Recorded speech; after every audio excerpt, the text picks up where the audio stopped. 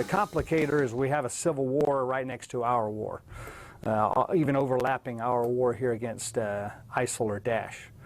But I'm not responsible for what's going on for the coalition in Aleppo. The coalition's not doing that, so I can't really comment on the withdrawal or the end is near or any of that. You probably know about as much about it as I do. Now, it does complicate our life here. Imagine fighting one war with another war raging just beside and sometimes overlapping our war against ISIL here in northern Syria. So it's certainly a complicator. ISIL has launched a counterattack there and taken Palmyra in the last couple of days. The Russians and the Syrian regime took it from ISIL some months ago. ISIL has retaken it from them. Personally, I think they probably took their eye off the ball in Palmyra because they were so focused on Aleppo, and they didn't properly secure their gains. So ISIL's been looking around the battlefield trying to get some sort of victory to reverse the loss of his narrative across Iraq and Syria. They tried a few spoiling attacks in Iraq and Syria against the coalition forces and our partners. They've been unsuccessful. I think they saw a weak spot at Palmyra against the Russians and the regime, and they've had a little bit of a victory there. I expect that the Russians and the regime will address it here in short order. It's complicating our life a little bit because ISIL's managed to get their hands on some equipment there. We're watching that, and as soon as we have an opportunity, if the Russians and the strike it, we will. So I'm not really exactly sure. They didn't send us an inventory of what they've seized there. We believe that it includes some armored vehicles and various guns and other heavy weapons, possibly some air defense equipment. Basically, anything they seize poses a threat to the coalition. But we can manage those threats, and we will. I anticipate that we'll have opportunities to strike that equipment and kill the ISIL that's operating it soon. Then your question about Aleppo and will that free up forces that will further complicate my life? It's really hard to make what we're doing here in Syria any harder than it already is. Probably the conclusion of Aleppo, however it concludes, I would anticipate will be a bit of a complicator for us, but I don't know exactly how. I think most of the actors there in Aleppo probably have other ideas what they're going to do next. But we're certainly looking out for that. Thanks. We don't coordinate our activities as much as deconflict them with the Russians. And so Palmyra is their part of the battle space. But because ISIL may have come into the possession of some significant pieces of weaponry there, we're concerned about it. And I think Russia will probably take action. If they don't, we will do what we need to do to defend ourselves, and we'll deconflict those actions with the Russians. I think probably we'll strike it if we see it moving away from Palmyra. I think if it stays, as long as it stays at Palmyra, the Russians will have lead, and the regime will have the lead to deal with that. What do you expect after the fall of Aleppo? Is it fair to say that Assad is winning right now? I would also have a follow-up.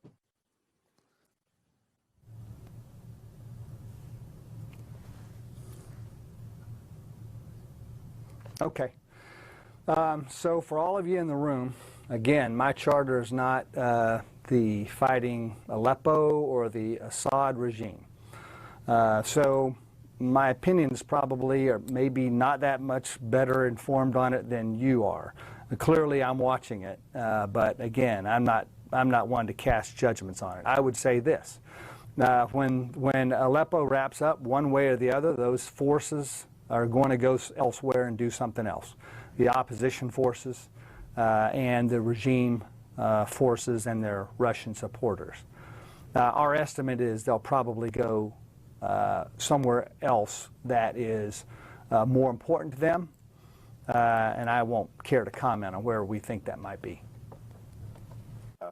I do understand that Aleppo is not part of your mission in Syria, but you cannot ignore that the fall of Aleppo into the hands of the Syrian regime would have implications in regards to Turkey and also in regards to the rest of the country. What are the implications that the fall of the city could have on Turkey? And you mentioned in your opening statement that Turkey is liberating many areas in northern Syria and is heading towards Al-Bab. Don't you see any implications of from after the fall of Aleppo on Turkey? Yeah, I'm sure there are some implications on the regime, for the regime. There's implications for the Russians. There's implications for the opposition, and there are implications for Turkey.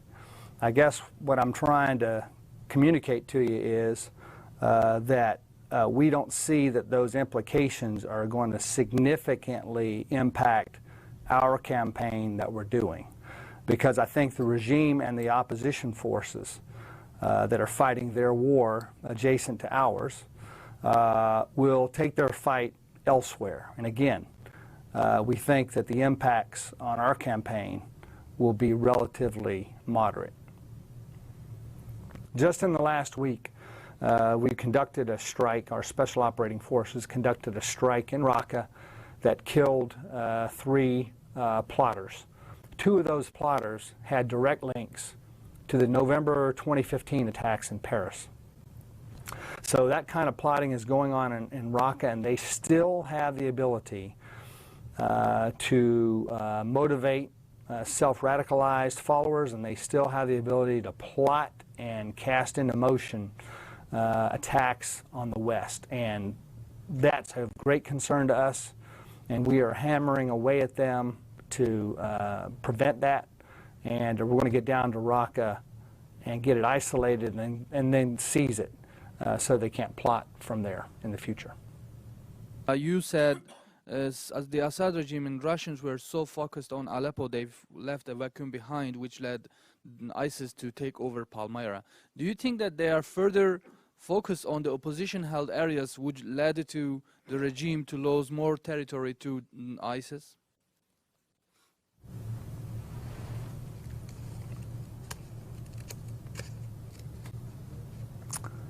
I'm not sure I followed your question. I know it had to do with Palmyra, and I'll just kind of restate what I said earlier. My own assessment is that clearly the regime and with Russian support were very successful in taking Palmyra back some months ago. It seems like I remember they brought in an orchestra from Moscow or somewhere in Russia to perform a concert there in the ruins of Palmyra to celebrate their victory. I think that they failed to consolidate their gains, and they got distracted by the things they were doing, took their eye off the ball there. The enemy sensed weakness and struck and gained a victory that I think will probably be fleeting, but a victory against the regime and the Russians nonetheless. My question was this. Do you anticipate that as the regime and the Syrian Russians are focused on opposition in the northwestern Syria, they are going to lose more territory to ISIS behind them? I suppose it's possible, but I don't think it's likely. I think what they'll do is they'll devote, I think this is probably an embarrassment to them, and I think they'll devote adequate attention to holding the ground that they're on. And I don't think, my guess is they probably won't lose much more terrain to ISIL, and that's my guess. You and your colleagues have said repeatedly that Russia is not going after ISIS, they're going after moderate rebels in the country. So if your job is to basically destroy ISIS, why wouldn't you go after them right now? And also, you mentioned that this is Russia's battle space. That's a term we've not heard here yet. Are you basically saying the country is divided, that the coalition has its own battle space and Russia in Syria has its own battle space?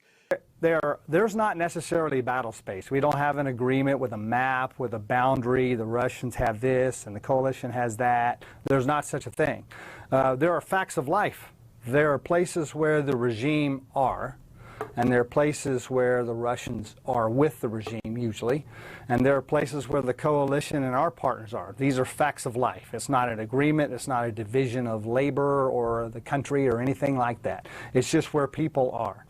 So at Palmyra, it's not Russian battle space. I think I use that phrase kind of fairly loosely, but they were there. It was theirs. They were there with their Syrian proxies. Yes, they lost it, and so I think it's up to them probably to take it back. And the reason we're not acting more aggressively is, first of all, that's the first fact of life is that was theirs. The second fact of life is we're not sure who is there on the ground. We can't tell one side from the other. So we can't tell if the truck and the armored vehicle is being operated by a regime trooper, a Russian trooper, or an ISIL fighter. We can't tell that. So we're just kind of staying out of it and watching it right now and protecting our own interest and letting the Russians sort that out, which I think is probably the common sense way to go about Palmyra. Yeah, I'm not going to go to that level of detail. That's too much information for the enemy. I want the enemy to guess. With that, sir, thank you very much. We've used up all of